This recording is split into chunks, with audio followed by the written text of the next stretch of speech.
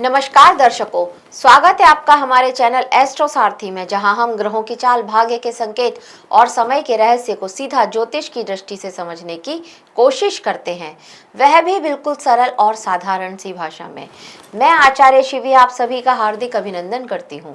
दर्शकों, आज के इस वीडियो में हम बात करेंगे धनु राशि के सितंबर माह के लव राशि फल की।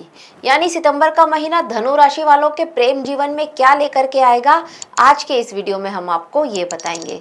लेकिन उससे पहले अगर आपने हमारे चैनल एस्ट्रो सारथी को सब्सक्राइब नहीं किया है तो तुरंत सब्सक्राइब कीजिए, ताकि ज्योतिष से जुड़ी हुई सारी महत्वपूर्ण जानकारियां आप लोगों तक सही समय पर पहुंच सके। तो चलिए शुरू करते हैं और जानते हैं धनु राशि का सितंबर माह का लव राशि फल। देखिए, सितंबर का महीना धनु राशि वालों के प्रेम जीवन में किसी साधारण कहानी जैसा नहीं होगा। ये वो समय होगा जब भाग्य, कर्म और भावनाएं ये सब आपको एक ही मंच पर खड़ी दिखाई देंगी।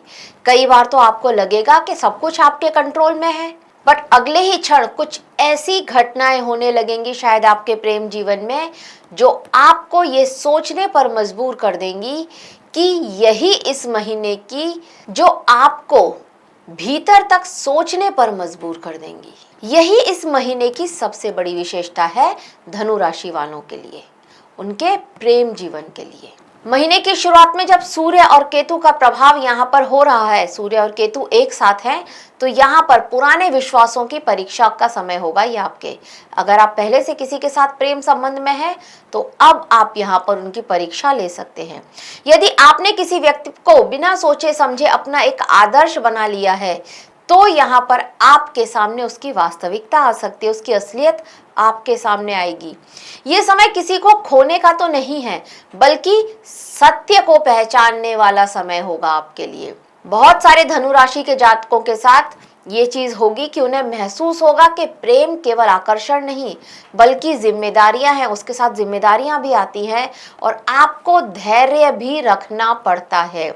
और समय समय पर ये प्रेम की और आपके विश्वास की परीक्षा भी यहाँ पर होती है। तो ये आपको यहाँ पर इस महीने में समझ में आएगा। जो लोग लंबे समय से किसी उत्तर की प्रतीक्षा कर रहे थे, जिनको लग रहा था कि हाँ, आप किसी का इंतजार कर रहे थे, आपकी नज़र में कोई था लेकिन अभी तक आप उसको प्रपोज नहीं कर पाए थे, या आपने प्रपोज किया था अभी तक वहाँ से कोई जवाब नहीं आया था, तो आपको शुरुआत के पहले दिनों में थोड़ा सा धैर्य रखना होगा। लेकिन उसके बाद यहाँ पर आपके पास उनका जवाब आता हुआ नजर आएगा आपको। शनि का प्रभाव मन में थोड़ी नेगेटिविटी ला सकता है, इसीलिए शुरुआत में धैर्य रखना बिल्कुल जरूरी है। बहुत ज्यादा यहाँ पर यह स्थिति हो सकती है कि आप अपने आप ही अपने मन में कल्पनाएं करने लगे, उस व्यक्ति को लेकर के, उस रिश्ते को लेकर के आपके मन में कल्पनाएं चल सकती हैं। जितना अधिक समय आप गैस करने में, अनुमान लगाने में लगाएंगे, उतना ही आपका स्ट्रेस बढ़ता जाएगा। ये बात नोट करने वाली होगी। 18 सितंबर के बाद यहाँ पर थोड़ा सा चेंजेस आने शुरू होंगे। मंगल का नीच भंग प्रभाव यहाँ पर जब शुरू होगा तो यहाँ पर ये जो ऊर्जा पहले उलझन बन रही थी, अब वही ऊर्जा आपके साहस में बदल सकती है और कई लोग पहली बार अपने मन की बात को स्पष्ट रूप से कहने का डिसीजन भी ले पाएंगे। जो रिश्ते लंबे समय से जैसे मैंने बताया कि अधर में लटके हुए थे, आप इंतजार कर रहे थे अगर किसी के हाँ या ना का, तो अब वहां पर निर्णायक बातचीत होती हुई नजर आएगी। और 26 सितंबर के बाद बुध और शुक्र का मिलन होगा, तब यहाँ पर सामाजिक जीवन और भी ज्यादा सक्रिय होगा आपका। मित्रों के माध्यम से किसी समारोह में आप जाएं या फिर कहीं किसी डिजिटल प्लेटफॉर्म पर आपका किसी के साथ दोस्ती बहुत ज्यादा गहरी हो सकती है। देखिए, ग्रह ये भी कहते हैं कि केवल आकर्षण देख करके आप कोई बड़ा निर्णय नहीं लेंगे, पहले व्यक्ति के स्वभाव और फिर मूल्यों को समझेंगे। आपने अपने लिए कुछ रूल्स बनाए हैं, उन रूल्स को समझेंगे और उस व्यक्ति के भी अपने लिए कुछ रूल्स होंगे, उसको भी आप समझेंगे और आप आगे बढ़ेंगे। अब देखते हैं सिंगल लोगों के जीवन में क्या इसका प्रभाव पड़ेगा। तो देखिए, अगर आप अविवाहित हैं तो महीने की शुरुआत थोड़ा स्लो रहेगी। किसी पुराने परिचित या फिर आपको कोई जो सोशल मीडिया होता है, किसी सोशल मीडिया प्लेटफॉर्म से आपको कोई मिल सकता है जिसके साथ आपकी बातचीत होना शुरू हो सकती है। हालांकि स्पष्टता आपको माह के मध्य में ही जाकर के मिलेगी।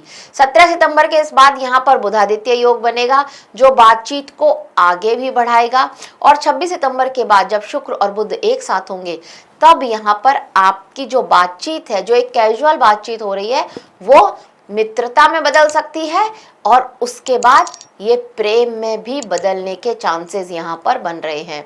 जल्दबाजी बहुत नुकसानदायक हो सकती है, इस बात को ध्यान रखना होगा।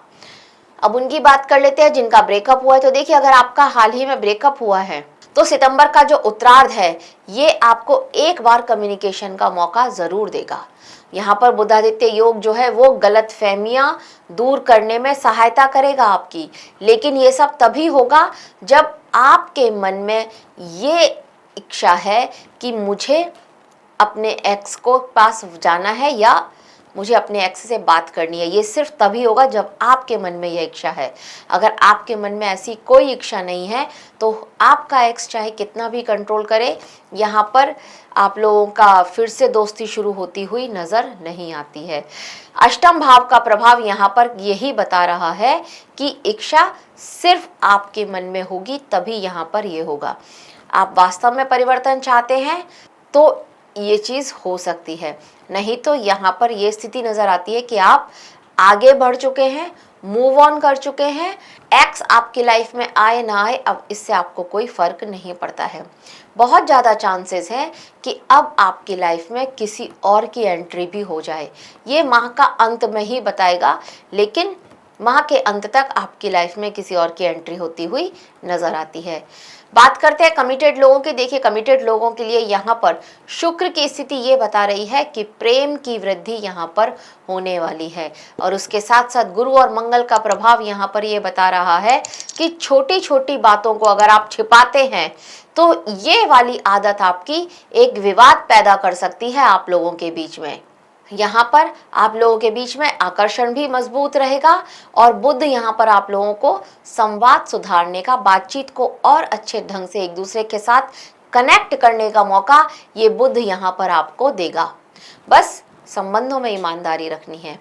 मैरिड लोगों की बात करते हैं। देखिए, अगर आप विवाहित हैं तो यहाँ पर घर की जो जिम्मेदारियां हैं ये कहीं ना कहीं आप लोगों के बीच में तनाव का कारण बन रही हैं, और शुरुआत में स्थिति यहाँ पर ये रहेगी कि छोटी छोटी बातों पर एक दूसरे के साथ तेज आवाज में बात करना, लड़ाई झगड़ाना, ये यहाँ पर होता हुआ नजर आ रहा है। बहुत बार यहाँ पर भावनात्मक दूरियां भी आप महसूस करेंगे अपने पार्टनर के साथ में, लेकिन 17 सितंबर के बाद जीवन साथी से बातचीत का जो आपका स्तर होगा ये थोड़ा और बेहतर होगा।